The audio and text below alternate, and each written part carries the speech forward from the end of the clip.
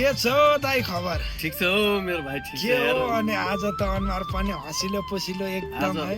पैसा आयो नि त, पैसा सेलरी आयो। आहा खोइ त अनि यहाँ छ हेर न यहाँ।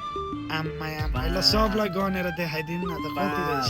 5 अँ, 6 7 8 9 10 11 12 अँ, 13 14 15 16 17 18 अँ, 19 20 अँ, 21 अँ, 22 अँ, 23 रङ्गै 23 आएछ है भाइ आज। 2300 है। अँ, आप्पाइ, आप्पाइ, आप्पाइ। 2300 पाउँदाखेरि के छ अनि ताई अब के छ अनि? टक्क अब यहाँ होइन यो 500 रुपियाँ चाहिँ घरमा खर्च हजुर होइन, हजुर 500 रियाल घरमा।